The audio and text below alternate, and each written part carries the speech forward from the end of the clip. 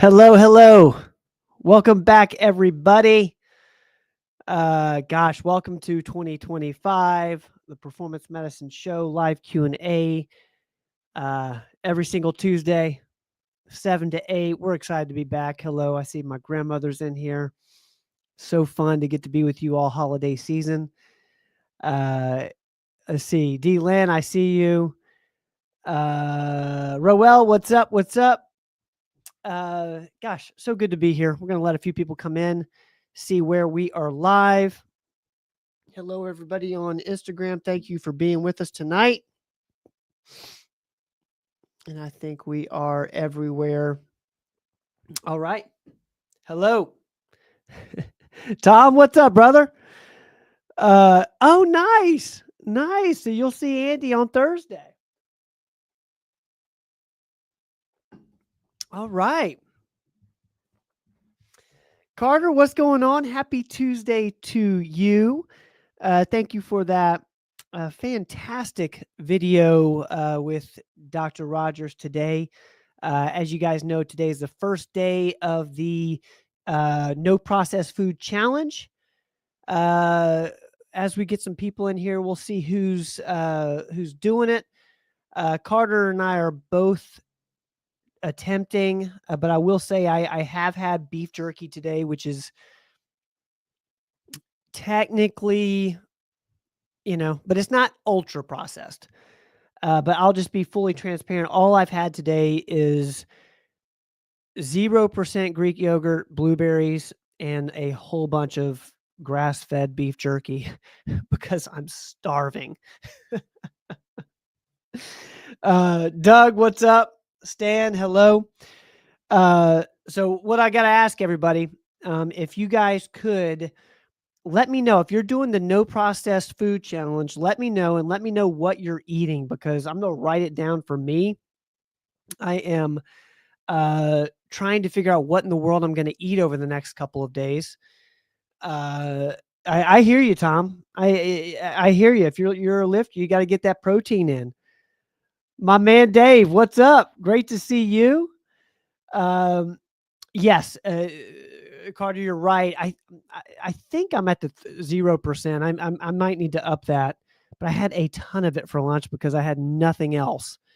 I failed to prepare. But let's see here. I'm going to put this up. Where is it? Shoot, I can't find it. But we are doing the no processed food challenge, and I'm looking. Okay, maybe I don't have that. I'll go over a couple of the. Here's if you guys haven't watched the Dive into Diet with Lucas, who's heading up this no processed food challenge.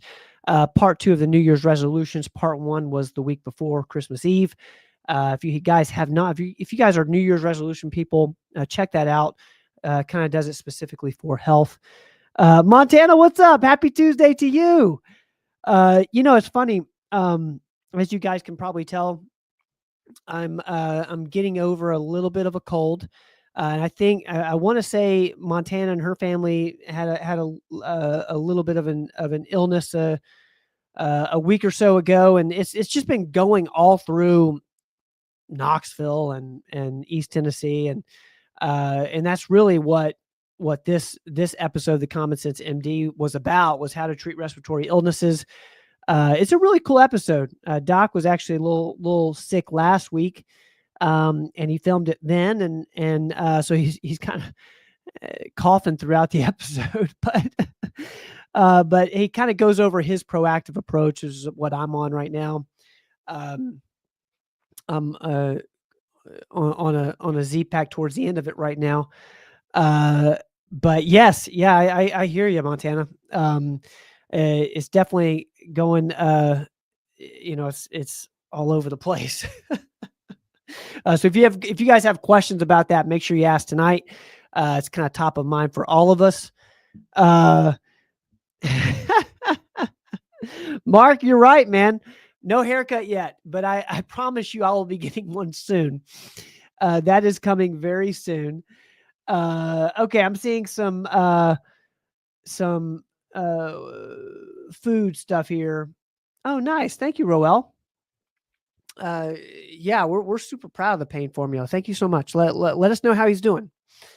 Um, yeah, Carter, I'm trying to be okay with a large container of yogurt and fruit, but I'm so used to I'm just gonna tell you guys, a sausage, egg, and cheese for lunch. I have a sausage, egg, and cheese for lunch all the time, and going from that on an Asiago bagel to, Greek yogurt plain with a couple blueberries was tough today. Welcome in, everybody. Fastin, I see you. Raw cashews. I need to get on that. I see April's in here. April, is so good to see you today. Thank you for everything. We're getting going in all of our offices this week. Thank you guys for being patient with us the last week or so. We've been off a couple of days, and we're back, and we're ready to roll. All the offices are rocking and rolling. Thank you to all of our team. We're excited to be back in 2025. I think Doc is about ready to roll. One ingredient foods. I like that, Roel. I'm still trying to figure out my formula. I really am. Is Doc ready? All right, let's rock and roll. What's going on? Hey, Ben. How are you? Boy, your hair looks different tonight. It looks wet. It looks wet. It's just down. I normally wear my hair up, but it's down tonight.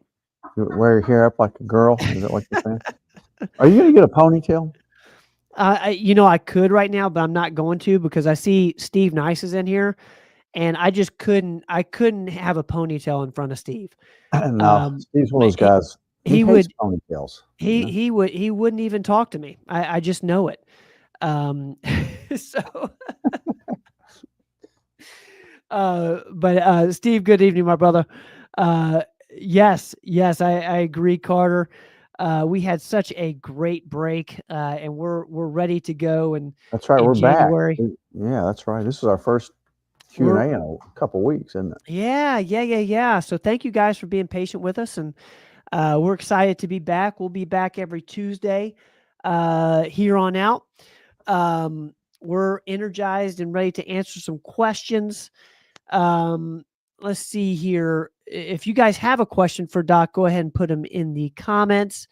And if you have any sort of like, hey, here's like a meal plan that's going well for me, and you're on the no processed food challenge, put it in the comments for me specifically. How you doing on the no processed food challenge, Doc? I think I'm doing pretty good. I'm really enjoying it, so far, and feel great. I got over a respiratory illness last week, and I really am enjoying it. I look forward to the whole month of it, and hopefully, we'll continue to not eat ultra processed foods. I agree, it's tough. I mean, it's kind of tough. It's different. You have to think about it and read a lot more labels, but I think we did a little Facebook post this morning about it that you may want to repost after this. I thought it was pretty funny about me throwing some things away that I had in my office while I was eating my lunch. Yeah, Carter just texted me before the show. I think they threw out their peanut butter as well. Like, peanut butter is just going out the window, and I'm a peanut butter guy. I love peanut butter. We can still do peanut butter from just ground fresh peanut butter, although it is still blanched because it's not number one on the list for sure, but I don't think certain types are ultra processed. Certainly the Jif that I had that I dumped in the garbage can was ultra processed. There's no doubt about it. So when you start looking at these labels, it's incredible how much canola oil, safflower, sunflower, a lot of soy-based products. It's tough. Nobody's going to be perfect with this, so don't worry about it. But just try to really work into your diet what you think is going to be less processed. So give me that. Give me like the less processed. Coach me through like, okay, Ben, we know your habits. We know you're not, meal prepping for 2 weeks and I'm going to eat, plain chicken for, lunch and Yeah, dinner. just don't get stuff that has wrappers on it, and uh, you know, you're gonna have to leave out all the junk food that you know is junk, like potato chips and all that. Eat the single ingredient foods like Roel was talking about. Ultra processed, leave out some of the juices out, and in your case, leaves a lot of the beer out that you drink. Uh, um, again, we've put a pretty detailed report out there that's available for you, and Lucas, our nutritionist, is really guiding this whole thing. And well, I'm really taking advantage of getting foods. We just placed an order tonight to Brookhaven Farms for more meat and eggs, and their stuff is just amazing. I really, I had no idea that meat could taste as good as their meat tastes, and I've always loved meat. But yeah, we had to check that podcast out. It's a really interesting podcast. I learned a lot about um, the different kinds of cattle and pigs and um, chicken, and it's just an amazing. They make a great yogurt. It's just a great place. You should taste it. It's just amazing. So you know, um, I hope to eat mostly during this process, mostly meat, eggs, fish, um, and fruits. Really, I'm just not going to eat stuff with wrappers on it and stuff I know is not good for me. Now, Um, is rice is still okay? Am I hearing mm, that, or yeah, did Lucas say that was okay? yeah. I had organic rice tonight, and I had salmon on it, so it was really good, fantastic. All right. I see Stephanie in here with the seed oils are the silent killer. She is exactly right. Stephanie, so good to see you. I They hope you are. and Eric are They're having a terrible. They're wonderful terrible. night. But yeah, seed oils, trying to stay away from those. I've been munching on this today because I was lazy and don't have like a ton of meal prepping stuff with me. But I have those in my office and at the house as well. If you look on them, though, they're still soy based. I know.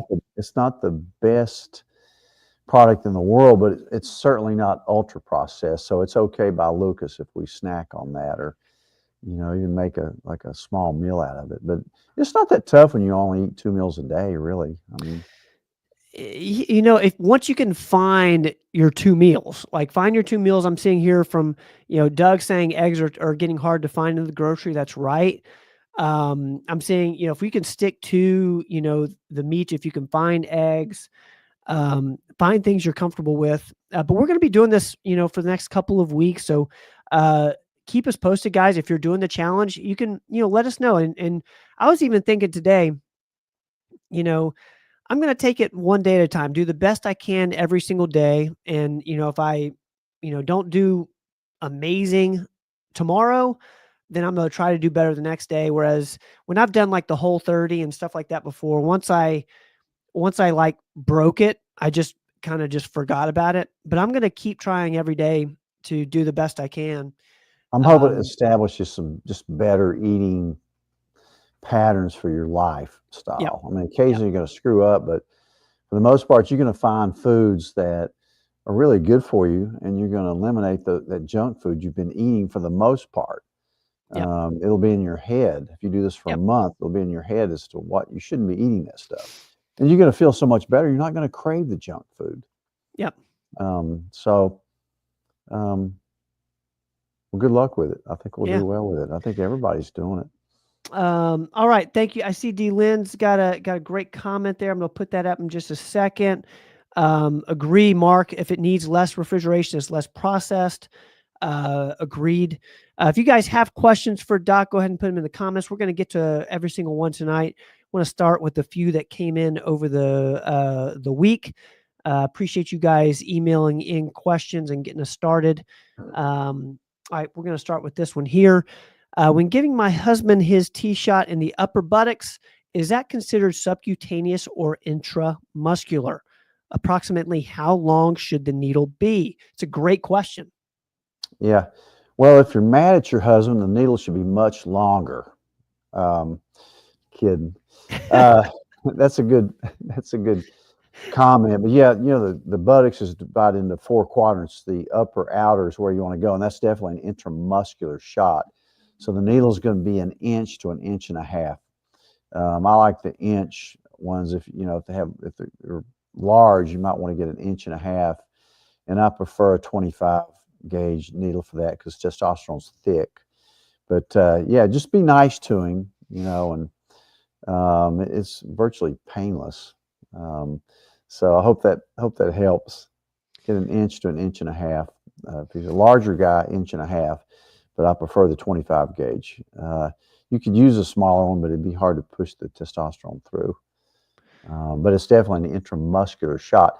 Not that sometimes I don't prescribe subcutaneous testosterone shots. I do sometimes, but they tend to leave whelps. So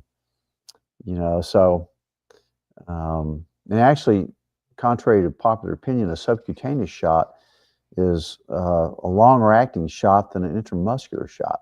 Intramuscular shots really get into the bloodstream quicker than a sub-Q shot. Interesting.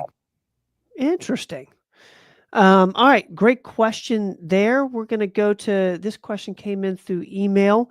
Do you have a published alternative anti-cancer protocol? Here's what I came up with. What would you change /add /remove? Carnivore diet, all grass-fed, intravenous vitamin C, quercetin, ivermectin, honey /baking soda mix, and iodine. So real quick, explain to us, Doc, kind of what they mean by kind of an anti-cancer protocol, and then we'll go into what you might change. Well, alternative anti-cancer, I don't know if you're talking about as a cancer preventative, our treatments, a lot of that stuff we treat cancer with. Certainly, those are all good ideas. You really, if you're looking for publications, studies, and all that, you should go to Dr. Seyfried's books on cancer. I think one of them may be called Star of Cancer, but he explains how cancer cells, which are rapidly dividing, uncontrolled growth of cells, how their metabolism is different than a normal cell. A normal cell relies on something called oxidative phosphorylation for energy to produce ATP. Cancer cells they live more on fermentation. That's why that's why you need to get on a carnivore keto type diet if you have cancer. And you got to realize that when you're treating cancer, preventing cancer follows the same lines. Like I love ivermectin, both as a cancer treater along with fenbendazole, but I also like it as a cancer preventer. There's a lot of evidence that it does.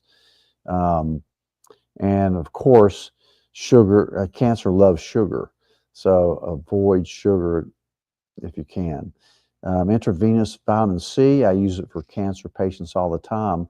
And I call it an adjunctive treatment to cancer treatment, not an alternative, although a lot of people would say alternative, but don't ignore the other things you need to do if you have cancer.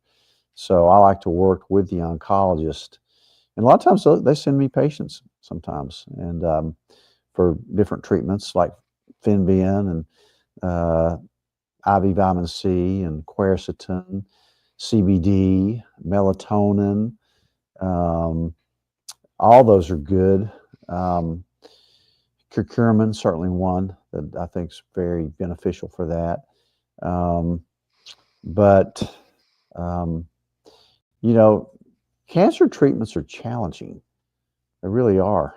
I love ivermectin. I'm not scared to say that word after today, with the great news about them taking these crazy Facebook fact checkers down. I loved that when I saw that, and I'm sure that the other platforms will probably follow suit, like YouTube. platforms, we got kicked off multiple times during the COVID era for saying 3 words, which I'll say right now. I'm not afraid to say them. Ivermectin, vaccine, Fauci. So you heard me. It's out there. I'm going to start using those words again, guys. I'm not afraid of it anymore. Thank God we maybe live in a free country again. So anyway, a little political note, but let's move on to the next question. All right, let's go to the next one. One thing I will add, did I see something with the GLP-1s and anti-cancer, or is that just in my head? Yeah, I know there's. Yeah, that's fairly recent too. Okay. Yeah, there's a lot of good evidence that they may help, prevent cancer. But I like the GLP-1s personally. Is it a natural treatment? Well, GLP-1's hormone in your gut. It controls a lot of things. So it mimics that. So, I wouldn't go so far as to call it a natural, thing, but it's pretty close to it. Yeah. So it's kind of what berberine does, just in a way more potent way. We've had tremendous success with it on a lot of fronts. Even sleep apnea. GLP-1 and sleep apnea? Yeah, that reduces sleep apnea, even before you lose all that weight with it. Interesting. All right, let's keep moving here. Thank you for that question. And this is a question that I loved because I was thinking about this for myself, and I know so many people in here are taking a ton of vitamins. The question is, we take so many vitamins and supplements. Would it be beneficial to take every one of them every other day instead of daily? If not all of them, which ones are absolutely essential to take daily? I love this. We talk a lot about vitamins on this show. We're going to continue to talk a lot about vitamins on this show. Great question.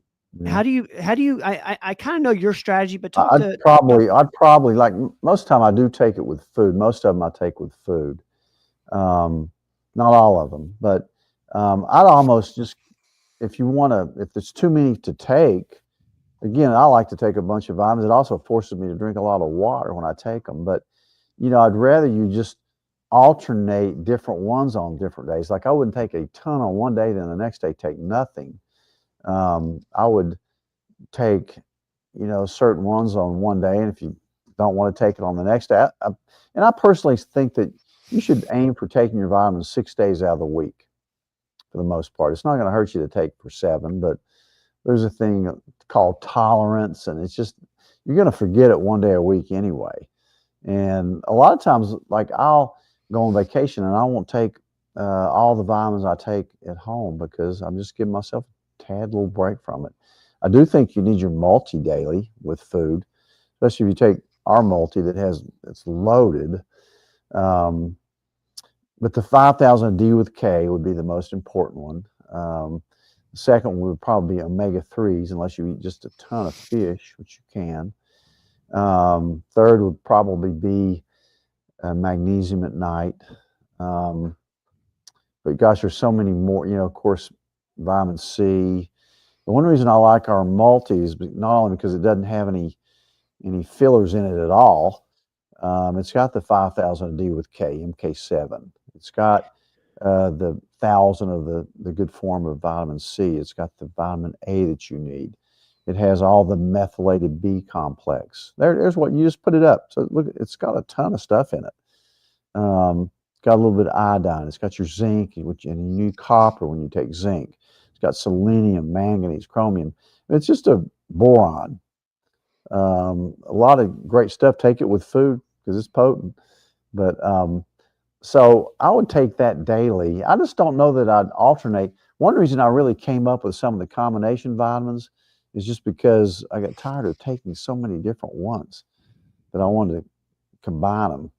Again, when you combine something like that has that kind of dosage, it's 3 tablets. So what I do is take 2 with lunch, 1 with dinner.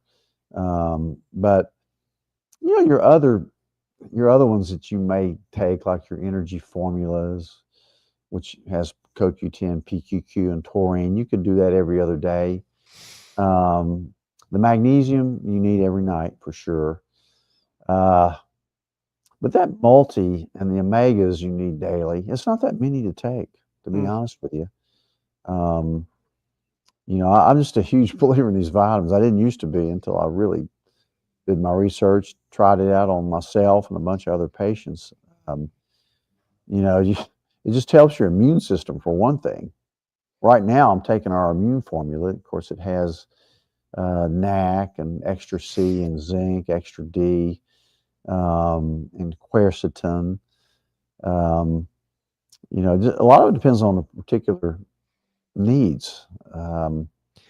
But Is it I safe to like, say there could be like seasons? Like, you might go through a season where you're taking a vitamin daily, and then, once you're through that season, you're taking it less often, and then well, you you have your could, like the summer, you could take less vitamin D because you're getting sun, hopefully, just hopefully not getting burned. But you could definitely take less of your D in the summertime. Right now in the winters when you need your vitamins. There's so mm, much stuff going around. It's incredible. A lot of flu, a lot of COVID, probably a lot of RSV with kids and maybe elderly people. Um, but there's a lot of stuff going around right now. Right now is when you need to max out your vitamins. mm. Um, get your sleep, drink a lot of water, and do all that kind of things.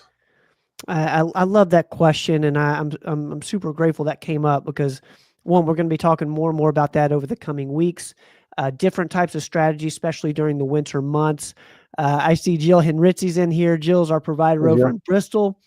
Huge shout out to My knee's doing way better, Jill, since you did my last PRP. Fantastic. I love, and I know we have multiple listeners in here who have had PRP with Jill. She's amazing.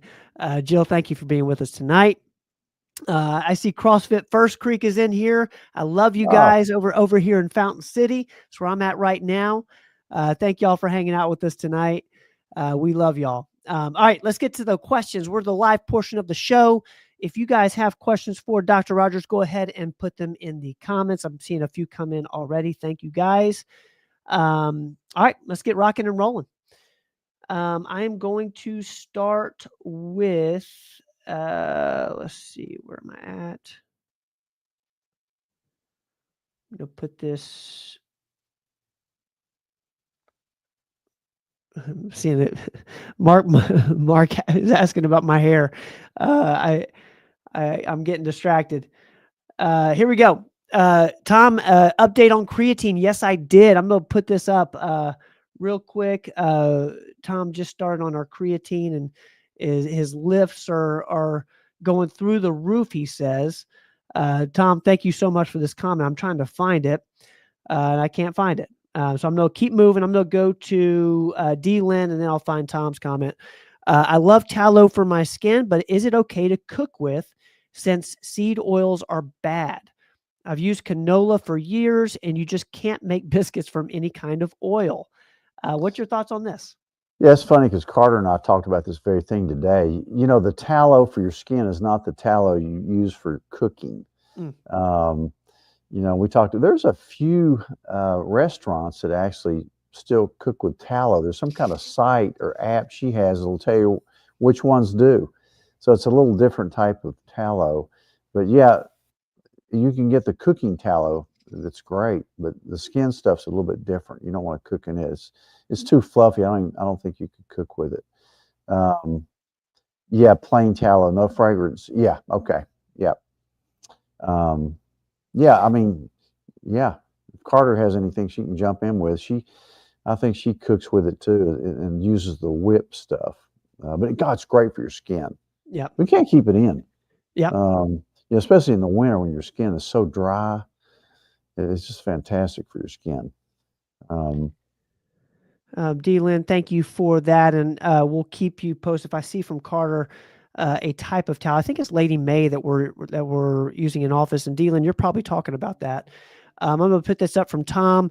I've been taking creatine, put on 6 pounds, and lifts are going through the roof. That's amazing, man. Awesome.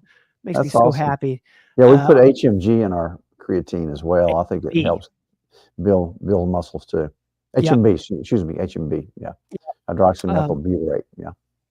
Thank you, Tom, for the kind comment.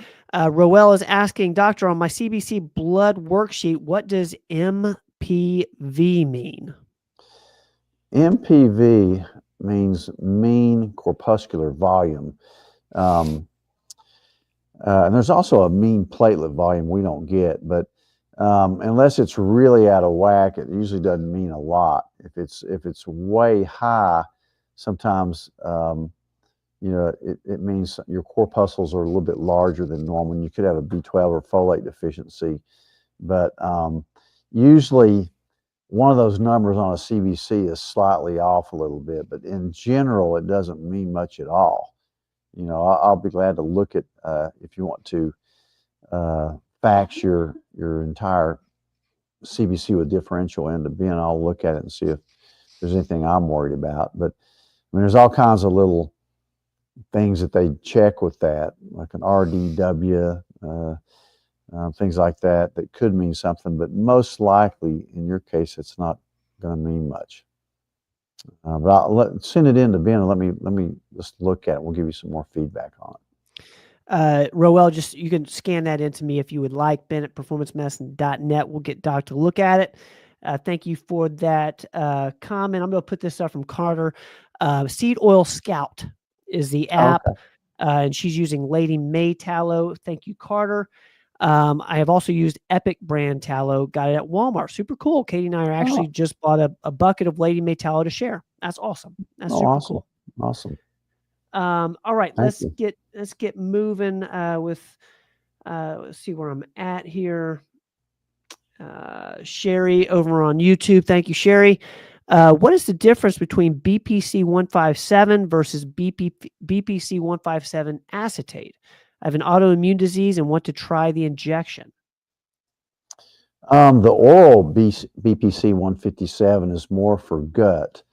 That's something I take every day. You probably want to get the BPC 157 acetate for injection form, which I think works too for injuries. One thing about them, you have to do a lot of injections, but if you do it subcutaneous right around the site of the sprain or even stress fracture, that type of thing, bursitis, then it goes to where you need it to go to. Even though you're doing it sub-Q, you're not doing it into the actual joint or tendon. You're just really doing it right around it. But it seems to have this great anti-inflammatory effect and promotes growth factors, and it's a really cool thing. I've done it. Of course, I do the oral BPC, and then I've done the injectable acetate for an injury. I think I had tennis elbow. I did it years ago, but you need to do it daily for a while. Are you experimenting any with peptides? The only reason I ask, I think Andy's starting. He's starting one new peptide today. Starting TB500, and he's doing the injectable BPC. He's doing BPC. Okay. Yeah, the injectable form. But the injectable is the acetate. I'm pretty sure. I'm gonna have to. I need to fact check that. Maybe I'll go to Zuckerberg and get that fact checked. But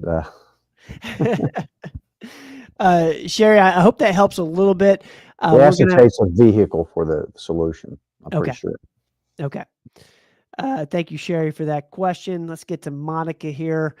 MTHFR, do you test for this? Yeah, on everybody that comes in there. If they get a Cleveland, as part of our Cleveland heart test, we do that in the ApoB genetic test, which I like because a lot of people have that mutation on the MTHFR. I do. I've got double mutations on the one you don't want to have, 67TT, and my homocysteine level as a result goes high. People like me don't convert folic acid to folate, so we usually come in low on those numbers. So you need methylated folate, methyl B12, B6. I also add TMG, trimethylglycine. I'm able to get that homocysteine level down, which is a very important inflammatory marker. But yeah, the MTHFR gene is important. You know, if you have a mutation, especially on the 677T one, then you're more likely to have blood clots, miscarriages, heart attacks, strokes. Um, you know, a lot of it has to do with that cycling of homocysteine into methionine. Mm. If you go back to your biochemistry, but yeah, we certainly do check for it. And the other variation I see a lot of is a 1298, which isn't as correlated with cardiovascular disease. Sometimes it's more correlated, I find, with anxiety and Mm. depression. So a lot of it depends on which form you have. But it's a very interesting gene. I mean, you can even do a lot deeper dive with do a COMT genetic test, a CBS genetic test. Read Dr. Lynch's book called Dirty Genes. It kind of explains it in detail. Mm. But yeah, we sure do. You should check that. Monica, thank you so much for teeing us up on that question. Debbie, Happy New Year to you over in Queensland, Australia. Hope you're having a wonderful Wednesday morning. Let's get to Mark's question. Mark, thank you so I had a much, brother. patient today, Ben, that is going to spend the winter in Australia like she does every year. She's That's flying out soon. I'd say that's one of the better places in the world to spend the winter. I think that's Yep. amazing. Thank you, Debbie, for being in here. Mark, okay, here we go. The 2025 anti-cancer therapy is IV melatonin, suppresses hypoxia-inducible factor 1A, HIF-1A, a central driver of the Warburg effect cells, limiting their glycolytic activity. This approach not only glycolytic. This approach not only targets cancer metabolism, but also spares normal cells, as they do not rely on the same glycolytic pathways, making IV melatonin a potentially safe and effective. So what's your thoughts on this? So IV melatonin, that's interesting. Yeah, I've never given it IV, but I have people do. They do it in some of these cocktails, but melatonin is definitely anti-cancer. Whether it works for this that mutation you're talking about or that pathway you're talking about, the HIF-1A. I don't know much about that, but some people think that cancer. There's something called p53 suppressor protein that suppresses cancer in your body, and that if it gets low, then that's when cancer kind of takes over. I saw a guy today, a new cancer patient, who has had 5 different kinds of cancer, and I bet you anything he's got low p53 protein in his body for whatever reason. Again, he worked around chemicals his whole life, and he's had a lot of toxic exposures that probably drove that down. But melatonin's a good anti-cancer. I put everybody on it that has cancer. I have one guy that takes 150 milligrams of it orally. The interesting thing about melatonin is, everybody thinks about it for sleep, and it does help most people sleep better. Not all, but most.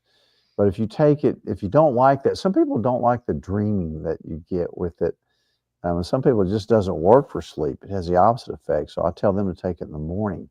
So unless you take melatonin when it's dark, it's not going to make you drowsy. But to have the anti-cancer effects, you may have to get up on the dose a little bit. 10 milligram, maybe even 20 to suppress breast cancer is what, one of the numbers I've heard. But the Otto Warburg is one of the first guys that studied about cancer, the Warburg effect. And really, Dr. Seyfried has really kind of taken over his work and is still active. But that's probably the best explanation of what causes cancer that we have so far. But read Seyfried's book. But you're right. I mean, that all goes down to the metabolism of really glucose. It's what I call the glycolytic pathway. But yeah, it's a good thought. I'm all for it. IV melatonin. I've heard the high dose melatonin. I've heard you talk about the patient that's taking the 150 milligrams, but I haven't heard the IV. So Mark, thank you so much for putting that in there. Usually What was with medicines, pills work pretty good. Shots work better than pills. IVs work better than shots. That's Yep. kind of, and for most drugs, you can give them IV as well. You can poke melatonin there, NAD plus, things like that. So interesting. Mark, thank you for that, man. I think I'm caught up on questions. We're going to be here for a little while longer, guys. So if you have a question for Doc, go ahead and put it in the comments. While we're waiting, I do want to ask in the note today, you talked a little bit about your strategy for, proactively treating respiratory illnesses.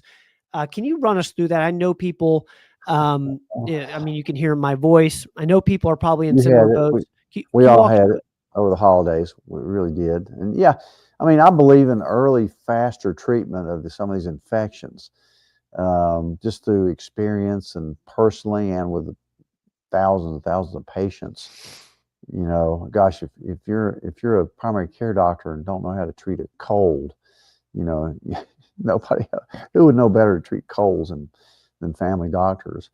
But the theory is most of these things are viruses, and you can't treat a virus. But I beg to disagree. But I think you can treat a virus.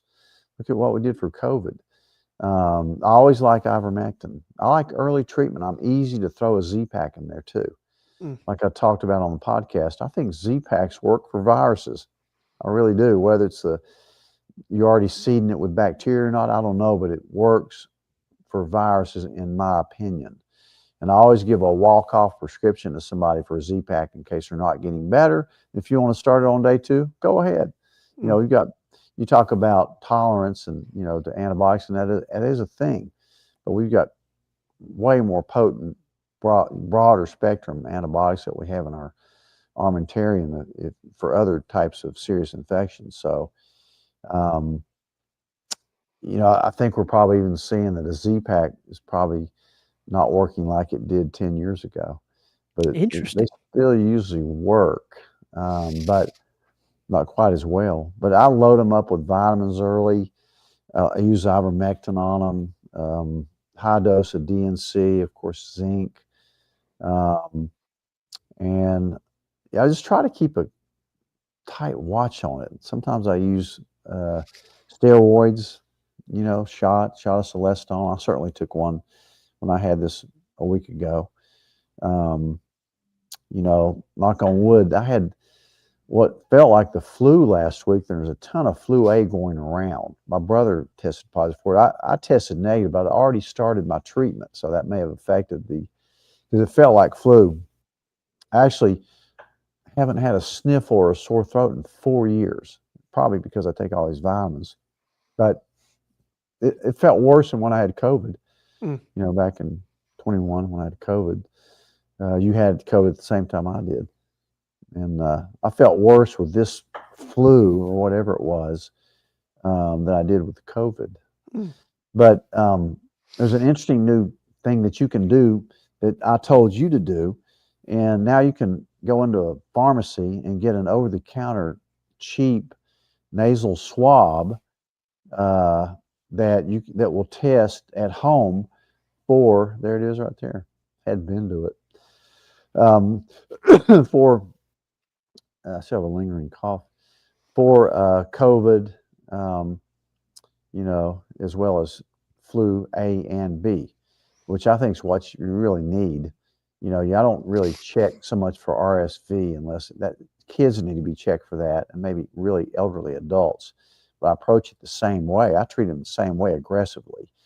And you don't need a strep test unless you have a sore throat, real bad sore throat. Of course, we do those in the office. That's not a home test.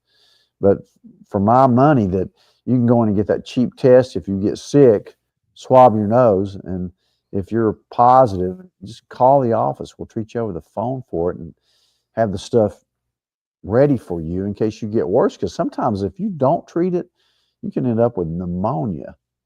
Um, Yep, Target has a code for about $24. Yeah. You can end up with pneumonia from this thing, and then have to get on inhalers and steroid dose packs, everything. Um, but yeah, it's the first year that these tests, this combination COVID flu A and B test has been available for the public. Yeah. Um, so I think it's a great tool. I really do. Yeah, one thing you mentioned to me was just that first 48 hours is key in order to be able to use something like a Tamiflu if you do have Yeah. the flu.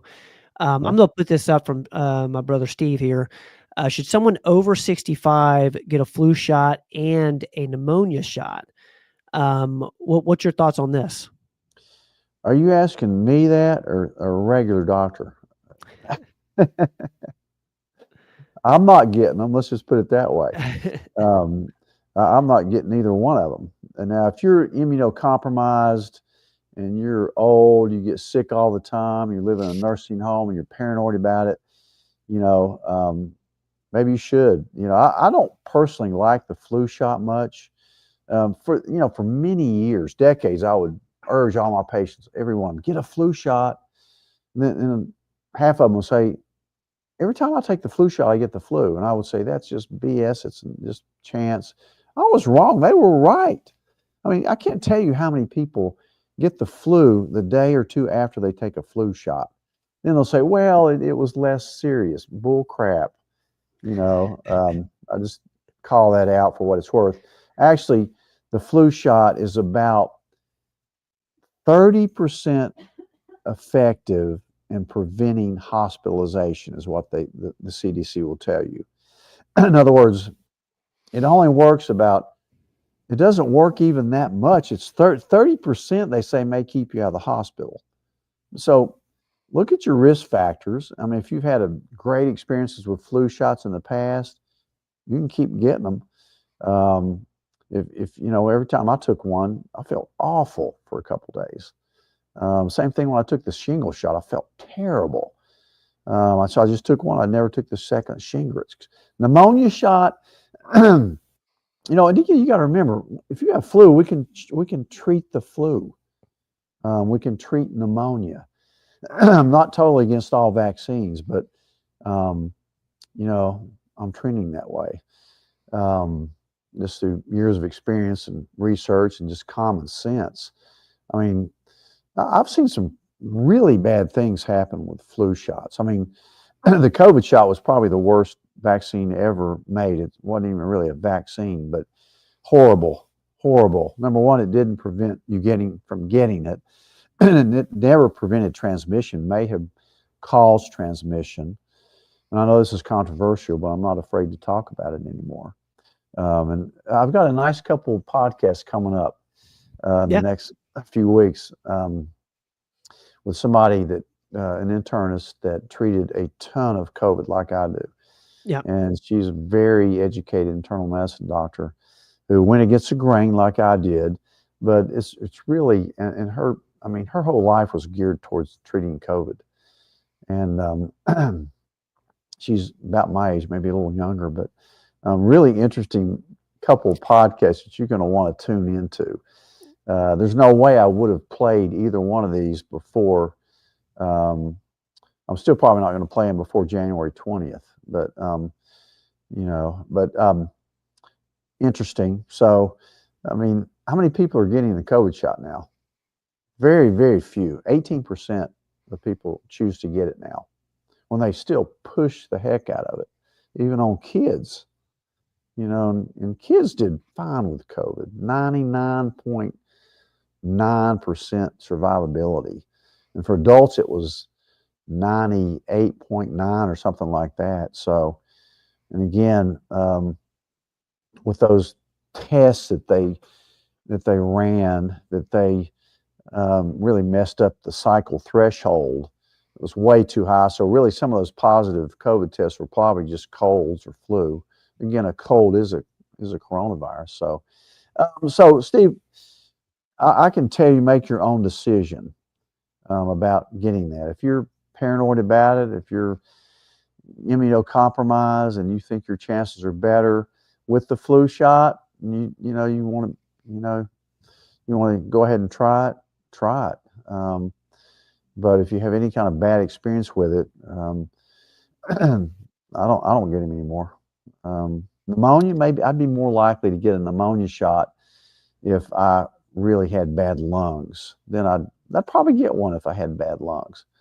But knock on wood, I don't have bad lungs. Mm. I don't smoke. I don't have COPD. I don't have asthma. And so, just early treatment, Steve.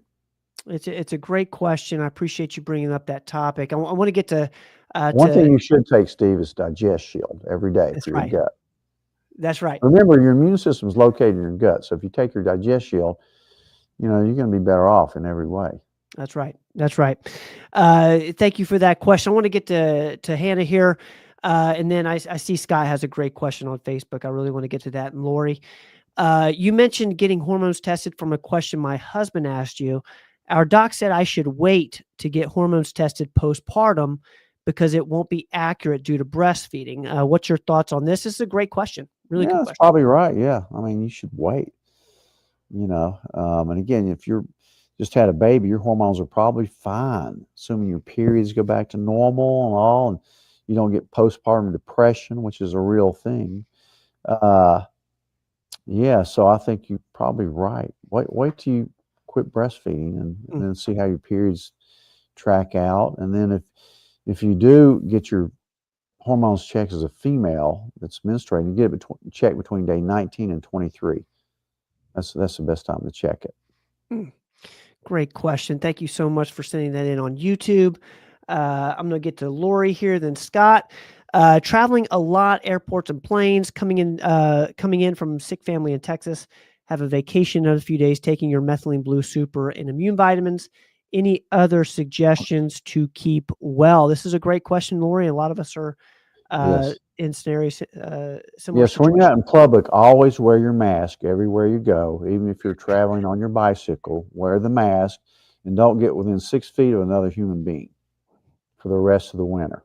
I'm kidding, Lori. I'm trying to make this a fun experience.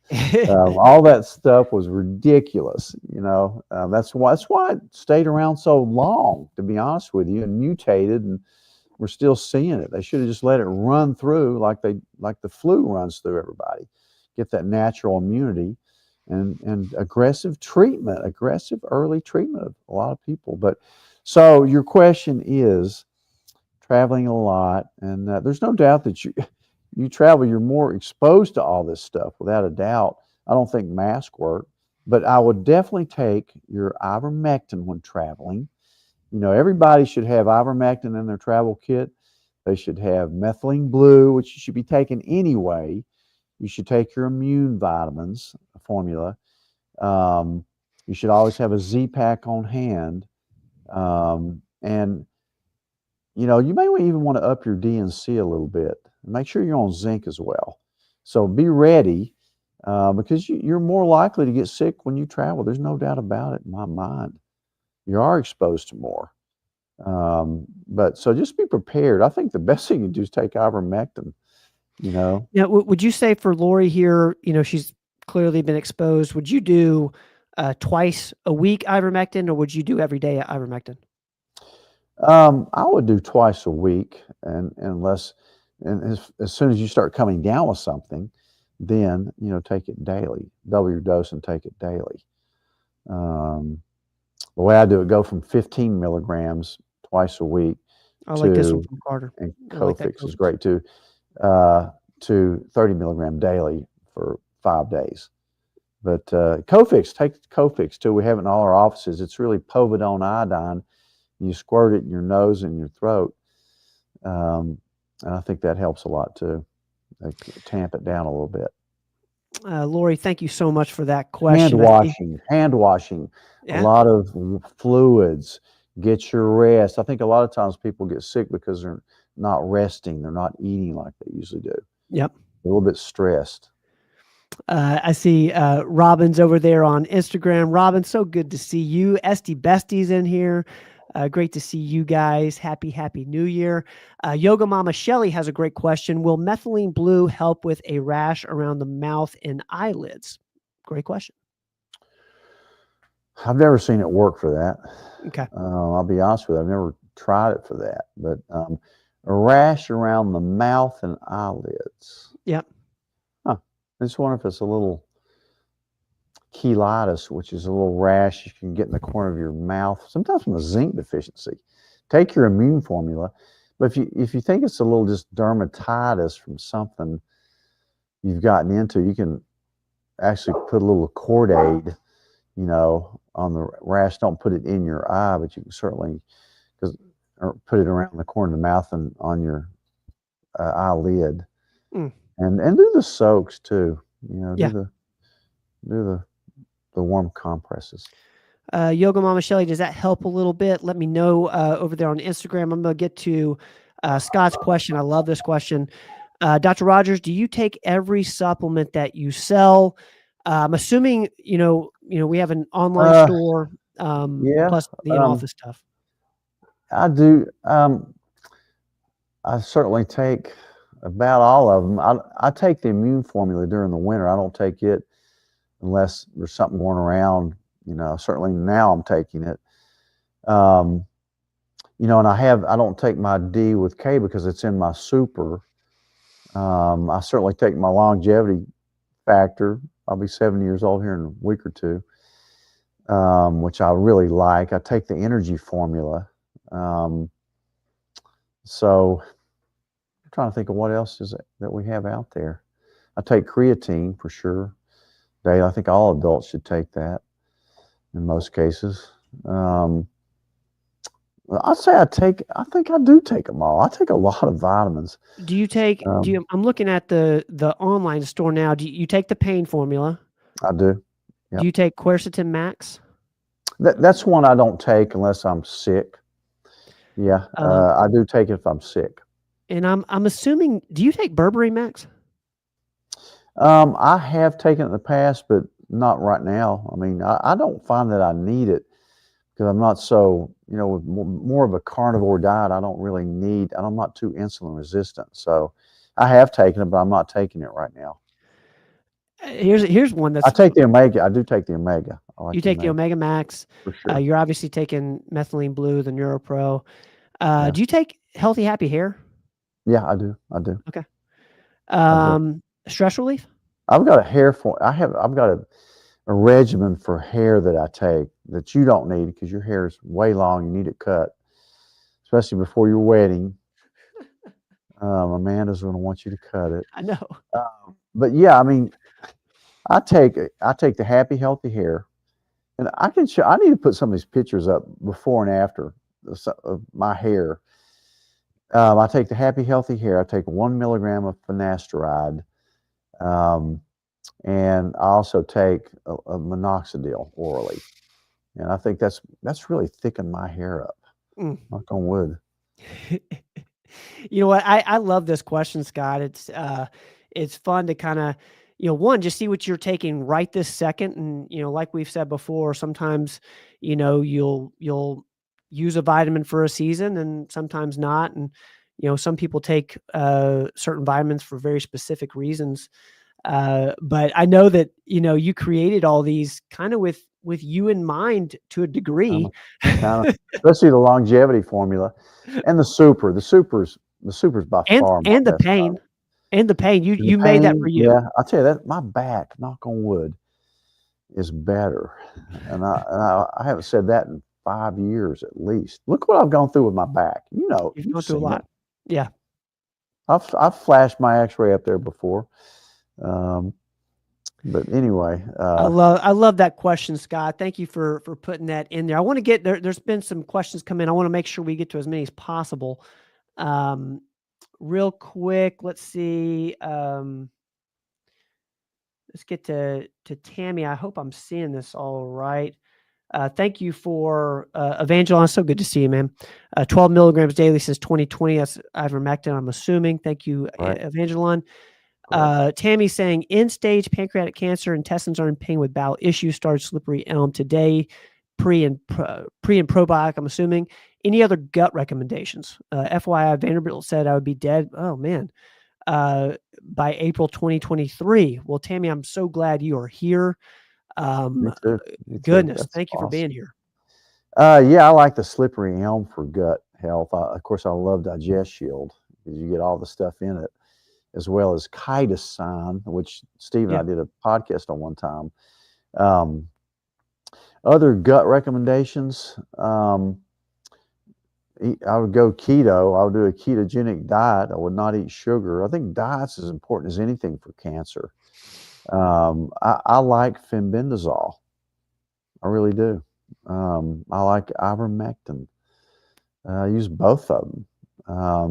But it sounds like you're doing pretty well. You know, you've beat the odds, and I'm not sure if you're getting anything else in the traditional route as far as chemo or anything. I guarantee you've probably been through some chemo, if not still taking it. I don't know if you've had a Whipple procedure or what, but we'll certainly put you in our prayers too. But take care of that gut first, and some of the other stuff that we talked about with melatonin, curcumin. And also another gut recommendation probably would be BPC 157. Yep. I would avoid any peptides that increase your growth hormone, if that's not one of them. But yeah, do all that stuff. CBD, just use all the stuff. Tammy, we're praying for you. Thank you for being here, and super, super grateful. And thank you for putting that question in. I want to see here. I see McLeod Organics Jonesboro. Shout out to Jonesboro. Oh, I love that. I love that place. Thank you so much for being here. I've had shingles 3 times in 10 years. The first 2 weren't too bad, but this one was brutal.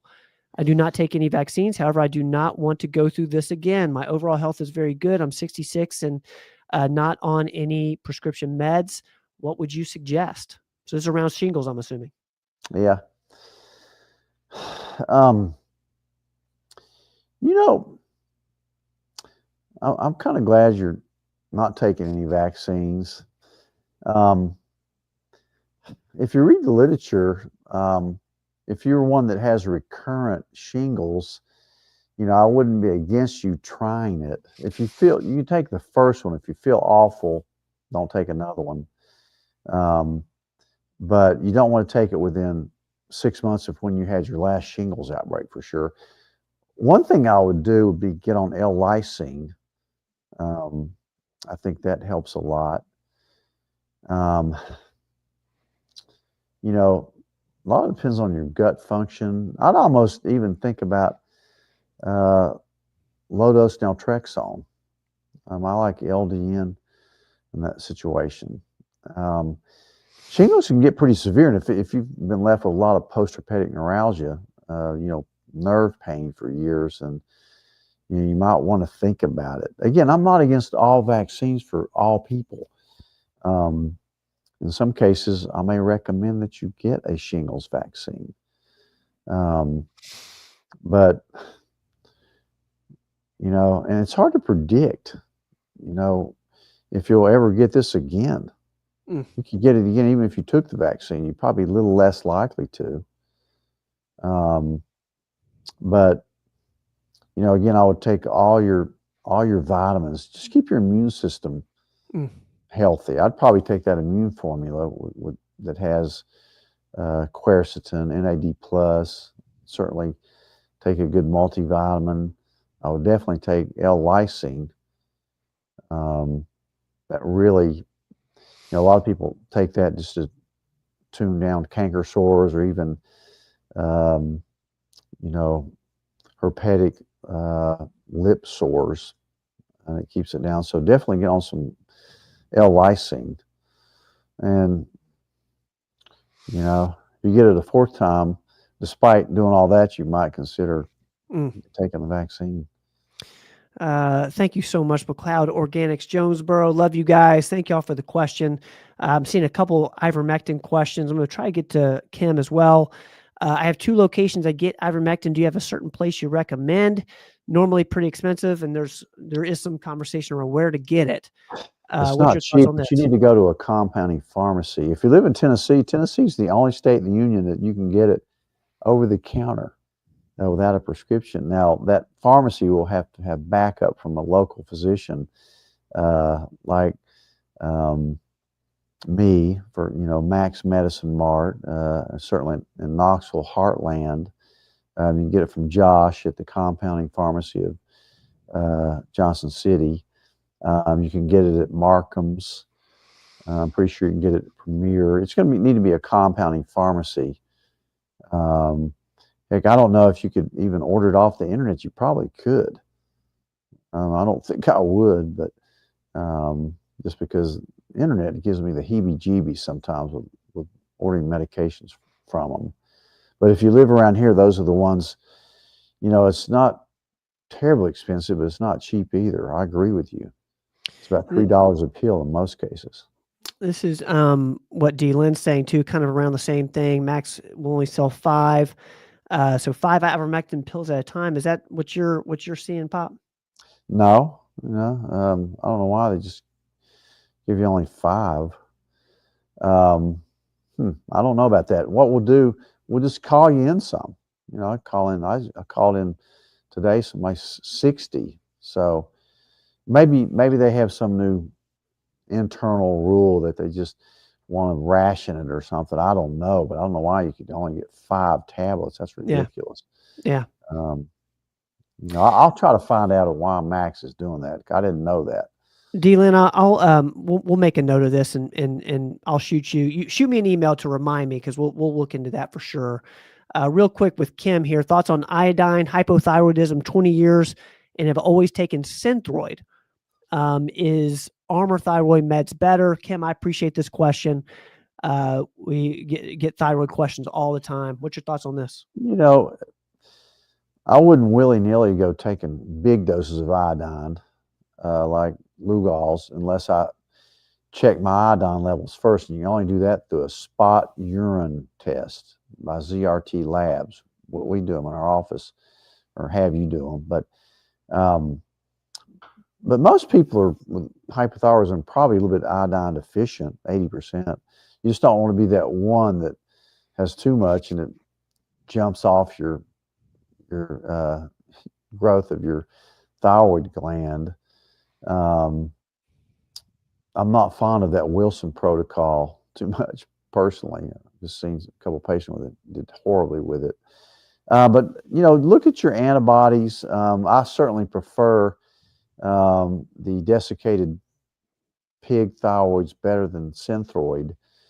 About 90% of my patients just feel better, and I prefer NP over Armour because it has less fillers in it. There is a difference.